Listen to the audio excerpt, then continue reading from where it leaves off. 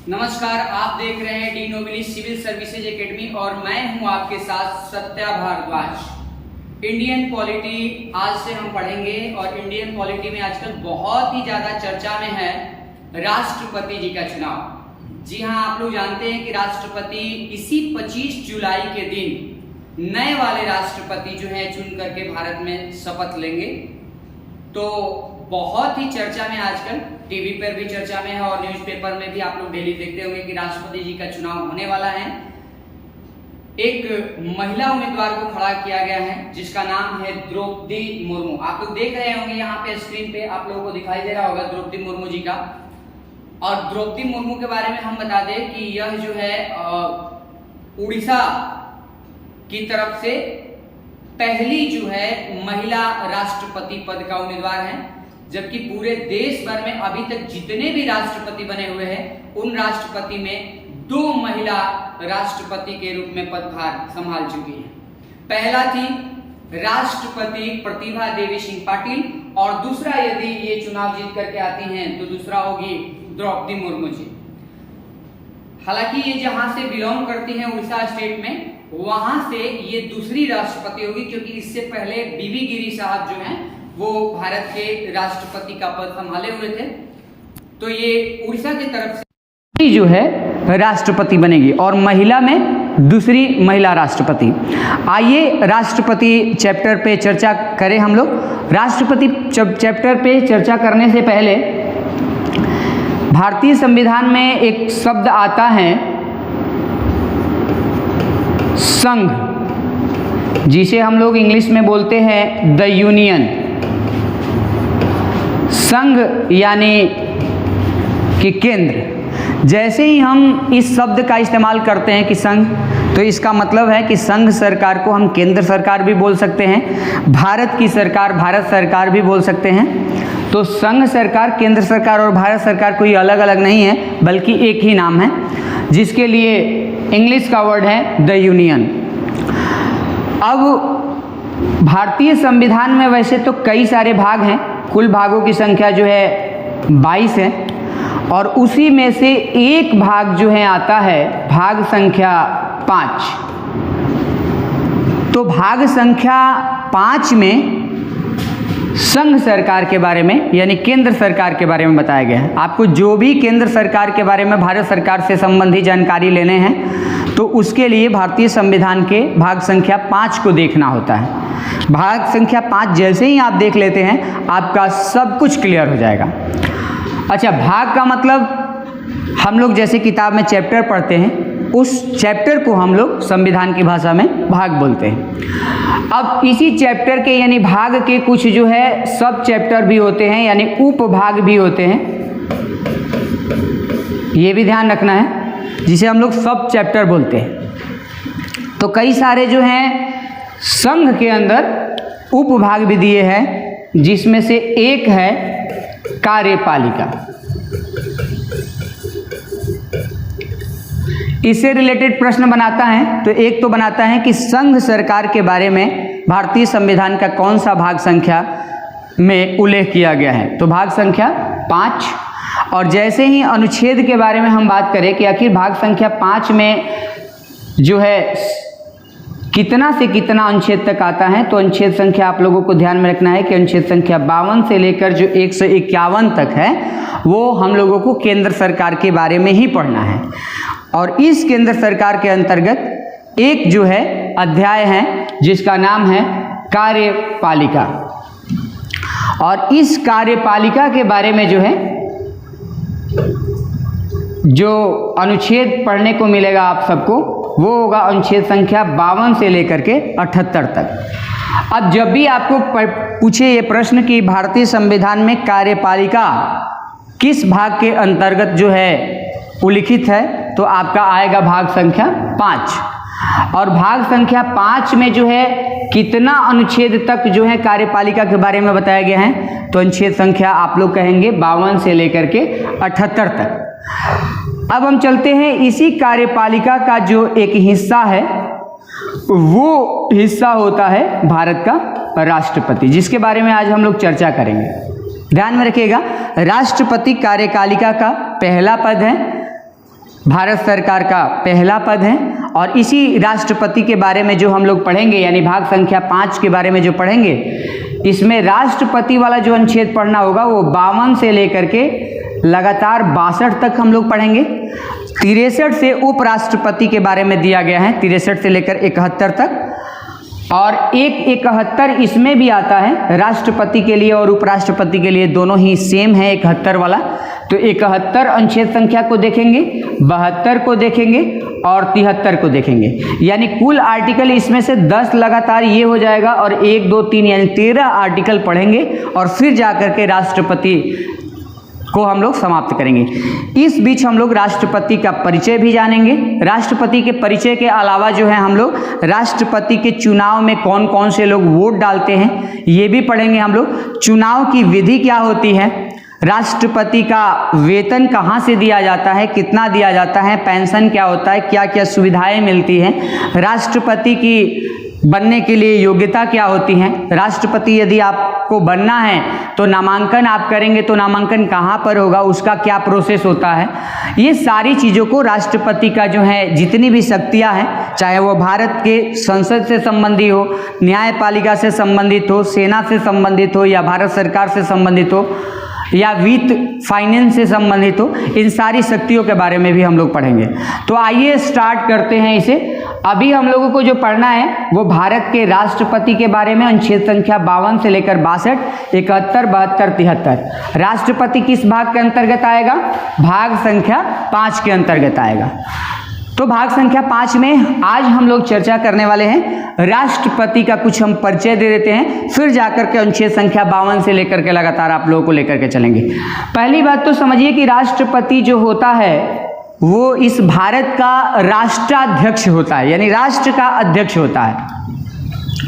और यह भारत का पहला नागरिक भी होता है, यानी फर्स्ट सिटीजन होता है। इतना ध्यान में रखना है कि पहला नागरिक भारत का जो होगा वो राष्ट्रपति ही होगा। फर्स्ट सिटीजन कहलाने का अधिकार जो है भारत के राष्ट्रपति को मिला हुआ है। इसके अलावा ये भी ध्यान में रखना है, हमारे यहाँ 3 सेनाएं हैं, आर्मी है, नेवी है और एयरफोर्स है। तीनों का जो है अलग अलग सेनापति होता है। जैसे हम आर्मी का कहें तो हम लोग बोलते हैं जनरल, किसी नाम से पहले जो है हम लोग जनरल लगाते हैं। ठीक उसी तरह से हम लोग नेवी की बात करते हैं, नेवी के नाम से पहले जो है हम लोग एडमिरल नाम रखते हैं। और फिर जा कर के जो है हम लोग एक बोलते हैं एयरफोर्स, यानी वायुसेना का जो सेनापति होता है उसके नाम से पहले हम लोग क्या लगाते हैं, उसके नाम से पहले एयर चीफ मार्शल कहते हैं।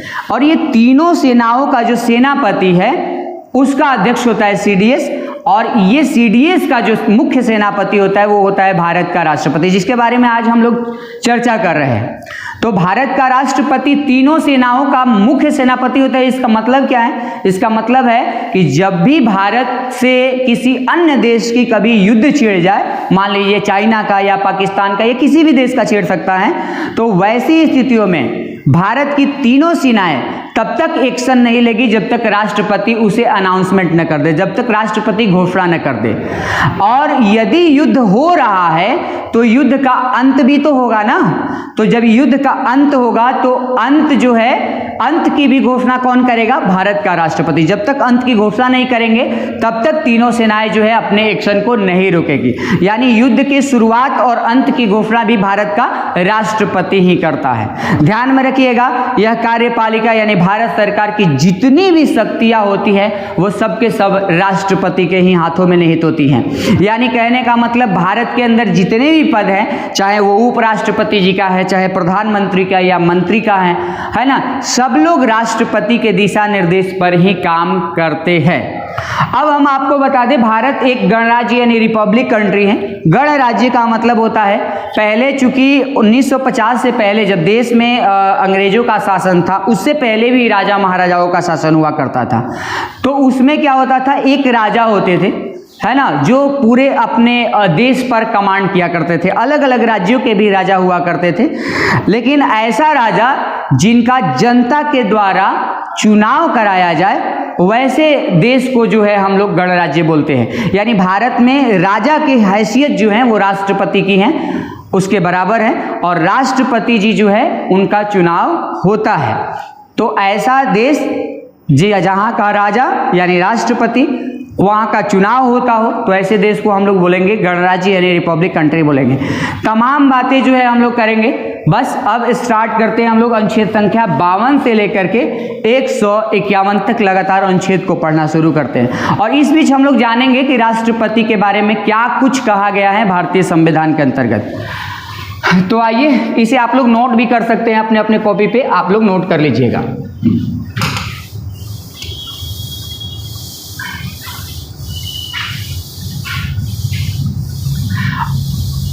अनुच्छेद संख्या 52 से शुरुआत करते हैं। सबसे पहले हम लोगों को पढ़ना है अनुच्छेद संख्या 52। देखिए जैसे ही हम ऐसे लिखेंगे इसका मतलब है इंग्लिश में इसे बोला जाता है सब क्लज 1 यानी 52 का 1 नंबर रूल क्या कहता है, तो इसे याद रखना सब क्लज के नाम से जाना जाता है। ये ब्रैकेट जो हम लोग देते हैं संविधान की भाषा में उसे हम लोग सब क्लज कहते हैं। अनुच्छेद संख्या 52 का 1 जो है वो 2 बातें बताता है। पहला बात बताता है कि भारत के लिए जो है एक राष्ट्रपति का पद बनाया जाएगा, यानी इस पर क्वेश्चन भी आता है कि ये बताओ कि भारतीय संविधान में राष्ट्रपति पद के बारे में कौन सा अनुच्छेद में उल्लिखित किया गया है। तो भारत के राष्ट्रपति के बारे में जो अनुच्छेद बताता है वो अनुच्छेद है 52 सब क्लज 1। क्या कहता है, भारत के लिए एक राष्ट्रपति का पद बनाया जाएगा और वो राष्ट्रपति जो होगा वो भारत देश का संवैधानिक प्रधान होगा। कैसा प्रधान होगा, संवैधानिक प्रधान होगा।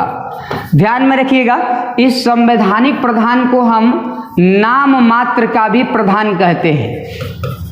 यानी भारत सरकार जिसके बारे में हम लोग पढ़ रहे हैं संघ सरकार के बारे में, तो भारत सरकार में 2 तरह के प्रधान होते हैं, एक नाम मात्र का प्रधान और एक होता है वास्तविक प्रधान यानी real head of the government और nominal head of the state. अब देखिए यहाँ स्टेट कहने का मतलब क्या है, स्टेट का मतलब होता है राज्य, लेकिन भारतीय संविधान में देश को अपने भारत देश को राज्य बोला गया है। हमारे लिए तो ये देश हैं, लेकिन चूंकि हम अंतर्राष्ट्रीय दृष्टिकोण से देखें तो भारत की स्थिति एक राज्य की तरह है, इसलिए ध्यान में रखना है India is only a state not a country. Bharat only एक राज्य है, कोई देश नहीं है। अब हम आते हैं, इसमें 2 तरह के प्रधान हैं, एक है नाम मात्र का प्रधान जिसे हम लोग राष्ट्रपति बोलते हैं और दूसरा है वास्तविक प्रधान जिसे हम लोग प्रधानमंत्री बोलते हैं। अब ये ध्यान में रखिएगा वास्तविक प्रधान का मतलब क्या हुआ कि सरकार को चलाने में प्रधानमंत्री की ही भूमिका होती है। प्रधानमंत्री का मुख्य कार्य है सरकार को चलाना, और किसकी सहायता से ये भारत की सरकार को चलाएगा, काउंसिल ऑफ मिनिस्टर की सहायता से, जिसे हम लोग बोलते हैं मंत्री परिषद। अच्छा यह परिषद का मतलब क्या है, परिषद का मतलब है समूह, यानी भारत सरकार के अंतर्गत एक मंत्री नहीं होते, कई सारे मंत्री होते हैं, जैसे रक्षा मंत्री होगा, स्वास्थ्य मंत्री होगा, शिक्षा मंत्री होगा, खेल मंत्री होगा, कृषि मंत्री होगा, ऐसे करके अलग अलग तरह के मंत्री होते हैं। और जब इनको एक समूह में लाया जाता है तो उसे हम लोग बोलते हैं मंत्री परिषद, और इंग्लिश में उसे बोलते हैं काउंसिल ऑफ मिनिस्टर्स। ध्यान में रखिएगा इस मंत्री परिषद के बारे में भी हम लोग अनुच्छेद संख्या 74 में पढ़ेंगे। इस मंत्री परिषद का जो अध्यक्ष होता है वो होता है प्रधानमंत्री, और प्रधानमंत्री ही भारत सरकार को चलाता है किसकी सहायता से, मंत्रियों की सहायता से, यानी मंत्री परिषद की सहायता से प्रधानमंत्री ही भारत सरकार को चलाते हैं। मंत्री परिषद का प्रधानमंत्री कौन होगा, अध्यक्ष होगा। लेकिन यहाँ पे नाम मात्र का प्रधान यानी संवैधानिक प्रधान भी जिसे हम लोग कहते हैं वो कौन होता है, राष्ट्रपति। इसका मतलब क्या है, नाम मात्र का प्रधान का मतलब है कि भारत सरकार को चलाने में इसकी नाम मात्र की भूमिका होगी भारत के राष्ट्रपति की, और राष्ट्रपति का काम जो है भारत सरकार को चलाना नहीं है। भारत सरकार को चलाना किसका काम है, प्रधानमंत्री का, वो भी मंत्रियों के साथ वो चलाएगा। तो भारत के प्रधानमंत्री चूंकि राष्ट्रपति करेंगे क्या, तो राष्ट्रपति के बारे में एक और शब्द कहा गया है अनुच्छेद संख्या 52 क्लोज 1 में कि राष्ट्रपति भारत का जैसे राज्य का क्या होगा, संवैधानिक प्रधान होगा, constitutional head of the state होगा। संवैधानिक प्रधान का मतलब क्या है कि भारत सरकार को कैसे प्रधानमंत्री और अन्य मंत्रियों के द्वारा चलाया जा रहा है उसको संवैधानिक तरीके से देखेगा कि भाई वो संवैधानिक रूप से सही देश की सरकार को चलाया जा रहा है या गलत तरीके से चलाया जा रहा है, यानी असंवैधानिक तरीके से चलाया जा रहा है यानी गलत तरीके से चलाया जा रहा है, कि संवैधानिक सही तरीके से चलाया जा रहा है। यदि गलत तरीके से यानी असंवैधानिक तरीके से चलाया जा रहा है तो राष्ट्रपति जी का यह कर्तव्य है कि वह क्या करेगा, वह राष्ट्रपति को, वह प्रधानमंत्री को और अन्य मंत्रियों को निर्देश देगा कि आप लोग संवैधानिक तरीके से चलाएं। यानी आप अब समझ गए होंगे कि संवैधानिक प्रधान का मतलब होता है कि भारत की सरकार को चलाने में राष्ट्रपति जी की कोई भूमिका नहीं होगी, वह केवल इतना देखेगा कि भारत की सरकार को प्रधानमंत्री या अन्य मंत्री जो है किस तरह से चला रहे हैं, क्या वो संवैधानिक तरीके से चला रहे हैं या असंवैधानिक तरीके से चला रहे हैं। तो ये दो बातें जो है अनुच्छेद संख्या 52 क्लोज 1 में दी गई है। अब दूसरी बातें जरा देखते हैं, दूसरी बातें क्या दी गई है। दूसरी बातें दी गई है कि भारत का जो राष्ट्रपति होगा वो भारत का पहला नागरिक होगा।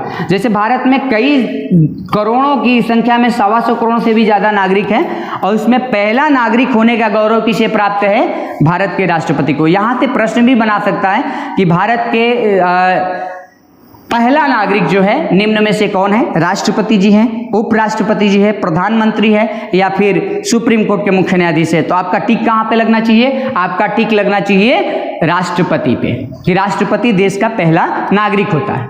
तो इसे आप लोग वैसे ही लिखते चलिएगा। अब हम चलते हैं अनुच्छेद संख्या 53 की तरफ। अनुच्छेद संख्या 53 क्या कहता है इसके बारे में हम लोग जानेंगे। अनुच्छेद संख्या 53 साफ तौर पे ये क्लियर करता है कि भारत सरकार से संबंधी जितनी भी शक्तियां होगी, यानी जो शक्तियां है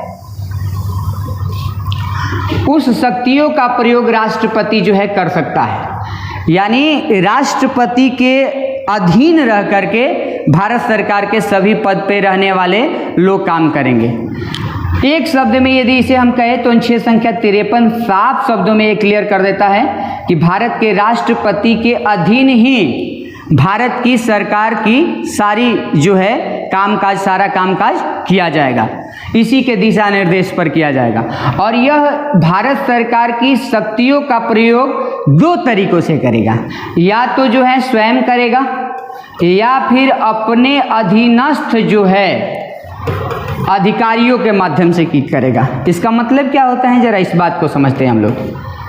अधीनस्थ अधिकारी का मतलब होता है कि भारत के राष्ट्रपति जैसे ही नियुक्त किए जाते हैं अपने पद पे, शपथ लेते हैं, राष्ट्रपति भवन में जाते हैं, इनको कई सारे जो हैं सलाहकार मिले होते हैं जो अपने अपने फील्ड में एक्सपर्ट होते हैं। मान लीजिए राष्ट्रपति को यदि किसी कानूनी मामलों पर सलाह लेना है तो वहाँ पे उनके कानून विशेषज्ञ अलग अलग जो है मौजूद होंगे उन्हें सलाह देने के लिए।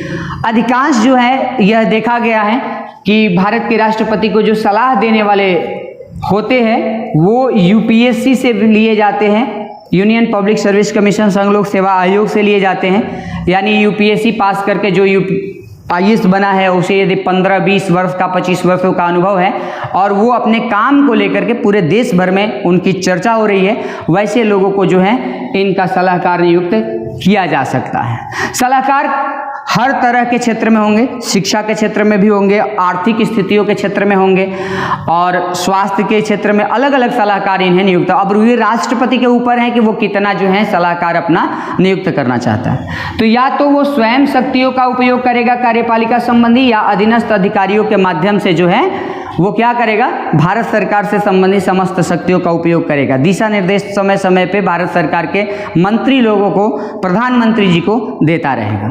बस यही बात है अनुच्छेद संख्या 53 में। अब हम आते हैं अनुच्छेद संख्या 54 की तरफ, और 54 में हम लोग ये पढ़ेंगे कि आखिर भारत के राष्ट्रपति का जो चुनाव होता है वो भारत के राष्ट्रपति के चुनाव में कौन कौन से लोग जो है वोट करते हैं, वोट करने वाले लोग कौन कौन से होते हैं, इसके बारे में हम अगली वीडियो में, अगली क्लास में हम चर्चा करेंगे। बहरहाल इतना जानिए कि भारत में जो भी चुनाव कराए जाते हैं वो दो तरीके से होते हैं। एक डायरेक्ट इलेक्शन जिसे हम लोग प्रत्यक्ष चुनाव कहते हैं, और एक होता है अप्रत्यक्ष चुनाव यानी इनडायरेक्ट इलेक्शन। दोनों में क्या फर्क है जरा इसको समझे हम। प्रत्यक्ष चुनाव का मतलब होता है कि ऐसा चुनाव जिसमें भारत की जनता वोट दे।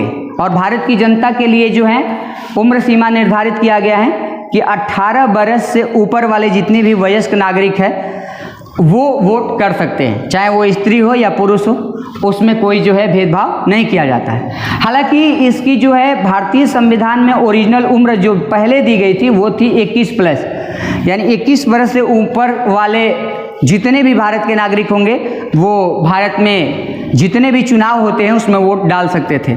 लेकिन इसमें संशोधन कर दिया गया, 62वां संविधान संशोधन हुआ 1988 में जब राजीव गांधी की सरकार थी तब, और वो 21 साल जो उम्र सीमा थी उसे घटा करके जो है 18 वर्षों तक कर दिया गया। अब वर्तमान समय में जो है भारत में जितने भी 18 वर्ष से ऊपर वाले लोग हैं वो वोट करते हैं। ध्यान में रखिए, प्रत्यक्ष चुनाव का मतलब होता है जिसमें जनता वोट करे। ऐसा कौन कौन सा चुनाव है जिसमें जनता वोट करती है? तो हम लोग लेते हैं प्रधानमंत्री पीएम का चुनाव। ध्यान में रखिए, पीएम के चुनाव को ही हम लोग लोकसभा का भी चुनाव कहते हैं। तो लोकसभा का चुनाव से ही हमें पीएम और अन्य केंद्र सरकार के मंत्री प्राप्त होते हैं। तो प्रधानमंत्री का जो चुनाव है उसमें हम लोग वोट करते हैं, तो ये कैसा चुनाव कहलाएगा? प्रत्यक्ष चुनाव। अच्छा, उसके अलावा विधानसभा से जो है हम लोग सीएम चुनते हैं और राज्य के लिए अन्य मंत्री चुनते हैं, तो इसमें भी हम लोग वोट डालते हैं, इसलिए ये कौन सा चुनाव होगा? प्रत्यक्ष चुनाव। गांव में ग्राम पंचायत का जो होता है, मुखिया के लिए चुनाव होता है, प्रधान के लिए जो चुनाव होता है उसमें भी भारत की जनता के द्वारा ही वोट किया जाता है। तो ऐसे चुनाव को हम लोग क्या कहेंगे? प्रत्यक्ष चुनाव, जिसमें जनता वोट डाले 18 वर्ष से ऊपर वाली। एक दूसरा तरह का चुनाव होगा अप्रत्यक्ष चुनाव, जिसमें भारत की जनता वोट नहीं डालती है, जनता के द्वारा जो चुने हुए प्रतिनिधि हैं, जिसे हम लोग इंग्लिश में बोलते हैं रिप्रेजेंटेटिव्स, प्रतिनिधि, वो वोट करते हैं। तो वो प्रतिनिधि कौन कौन होते हैं? तो वो प्रतिनिधि होते हैं, एक हो गया एमपी। एमपी का मतलब क्या हो गया? सांसद, मेंबर ऑफ पार्लियामेंट। और दूसरा हो गया एमएलए। एमएलए का मतलब क्या हो गया? मेंबर ऑफ लेजिस्लेटिव असेंबली, यानी प्रत्येक राज्यों के विधायक। यही लोग भारत के राष्ट्रपति के चुनाव में वोट डालते हैं। ध्यान में रखिए, ऐसा चुनाव जिसमें सांसद द्वारा वोट किया जाए या विधायक द्वारा या दोनों द्वारा वोट किया जाए, ऐसे चुनाव को जो है हम लोग क्या बोलते हैं? अप्रत्यक्ष चुनाव बोलते हैं। यानी इसमें जनता डायरेक्ट भाग नहीं लेती है, जनता के प्रतिनिधियों द्वारा वोट किया जाता है। अब जो है इसी के बारे में हम लोग अनुच्छेद संख्या 54 के बारे में डिटेल में पढ़ेंगे कि क्या कुछ कहा गया है। अप्रत्यक्ष चुनाव में कौन कौन सा चुनाव आएगा, थोड़ा सा यहाँ समझ लेते हैं। पी, इसका मतलब हुआ प्रेसिडेंट यानी राष्ट्रपति का चुनाव। वाइस प्रेसिडेंट का जब चुनाव होता है, क्या आप लोगों ने कभी वोट डाला है क्या? नहीं ना। यानी उपराष्ट्रपति के चुनाव में भी जनता वोट नहीं डालती है, वो सांसद ही डालते हैं। यदि राज्यसभा का चुनाव हो, संसद के 2 सदन होते हैं, एक लोकसभा और एक राज्यसभा। राज्यसभा का जब चुनाव हो तो राज्यसभा वाला में भी जो है भारत की जनता के द्वारा वोट नहीं किया जाता, उसके प्रतिनिधि ही वोट करते हैं। इसलिए राज्यसभा का भी चुनाव कौन सा चुनाव होगा? अप्रत्यक्ष चुनाव। और कुछ राज्यों में विधान परिषदें भी हैं, तो वो विधान परिषद के चुनाव में भी जनता वोट नहीं डालती है, इसलिए यही चुनाव क्या कहलाएगा? अप्रत्यक्ष चुनाव कहलाएगा। अप्रत्यक्ष चुनाव कहलाएगा। 1 मिनट, चलिए बहुत ज़्यादा वीडियो लंबी ना हो जाए, इसे पार्ट वाइज हम लोग बनाएंगे। इतना ध्यान में रखिएगा आप लोगों को कि अगला जो है हम लोग अनुच्छेद संख्या 54 से शुरू करेंगे और राष्ट्रपति के बारे में बहुत ही डिटेल से डिस्कशन करने वाले हैं। आप यदि कहीं कोचिंग क्लास नहीं भी करते हैं फिर भी आप घर पे वीडियो को देखिए। यदि आपको अच्छा लगता है तो इसे सब्सक्राइब कीजिए इस चैनल को, ताकि आप लोगों से हमारी मुलाकात होती रहे। इतना जो है मैं प्रॉमिस करता हूँ कि आप सबको जो है इंडियन पॉलिटी, हिस्ट्री जो भी मैं पढ़ाऊँगा online De nobilis civil services academy पर, आप लोगों को कहीं किसी कोचिंग संस्थान में जाने की जरूरत नहीं पड़ेगी। आप बस यही करते रहिए कि आप लोग जो है इसे नोट्स बनाते चलिए, और यदि कहीं कोई दिक्कत होता है तो आप कमेंट बॉक्स में इसका आंसर पूछ सकते हैं। मैं आपको अगला जब भी क्लास होगा उसमें आप लोगों का आंसर देने का प्रयास करूंगा। धन्यवाद वीडियो देखने के लिए। लाइक, सब्सक्राइब और शेयर जरूर कीजिएगा।